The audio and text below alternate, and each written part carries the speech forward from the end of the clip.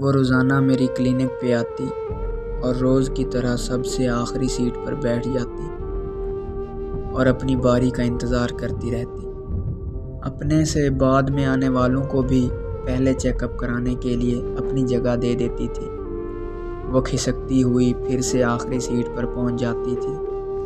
عورتیں اپنی بیماریاں بتاتی تو وہ غور سے سن رہی ہوتی۔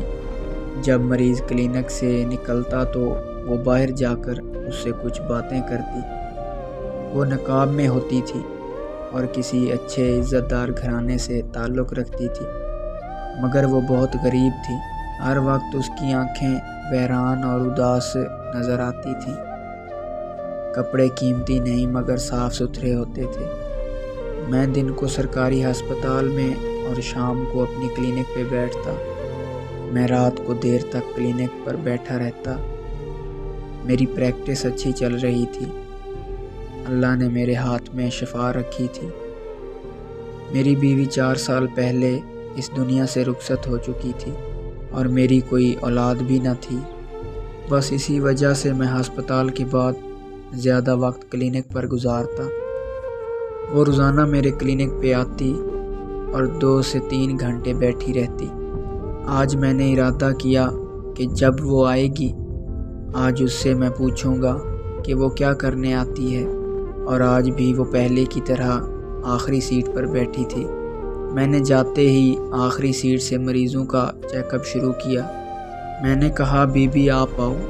وہ اٹھی اور گھسیٹتے ہوئے قدموں سے پاس آ کر کھڑی ہو گئی۔ میں نے بیٹھنے کا کہا، وہ نہ چاہتے ہوئے بھی بیٹھ گئی۔ میں نے اس سے اس کا مسئلہ پوچھا۔ اس نے نقاب اتارا۔ میری نظر جیسے ہی اس کے چہرے پر پڑی میں اپنے ماضی میں چلا گیا، جہاں میری امی کہہ رہی تھی بیٹا گاؤں سے بہت پیاری اور سلیقے والی بچی کا رشتہ آیا ہے، اگر تم کہو تو میں تمہاری شادی کر دوں اس سے۔ اور امی نے اس کی تصویر میرے سامنے رکھی۔ میں بولا کہ گاؤں کی ان پڑھ اور جاہل لڑکی سے میں شادی نہیں کروں گا۔ اچانک اس کی آواز میرے کانوں میں پڑی، ڈاکٹر صاحب میرے میاں کچھ سال پہلے فوت ہو گئے۔ میری چھوٹی سی ایک بیٹی تھی، وہ بھی ہیضے کی بیماری سے فوت ہو گئی۔ گاؤں میں ایک حکیم صاحب تھے، وہ بھی چند سال پہلے انتقال کر گئے۔ اب میرے گاؤں میں کوئی بھی ڈاکٹر یا حکیم نہیں۔ میرے گاؤں کے لوگ بیماریوں سے مر جاتے ہیں۔ غریبی کی وجہ سے وہ شہر جا کر علاج نہیں کروا سکتے۔ میں روز یہاں آتی ہوں اور آپ کو سنتی ہوں کہ آپ کون سی بیماری کی کون سی دوا دیتے ہیں۔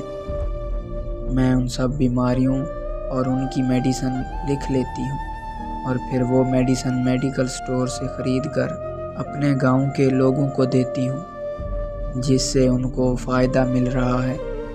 ڈاکٹر صاحب میں جاہل اور ان پڑھ ہوں، اس لیے کوئی ڈاکٹر کی ڈگری نہیں لے سکتی۔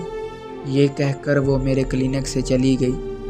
میری اعلیٰ تعلیم اس ان پڑھ کے سامنے کچھ بھی نہیں تھی۔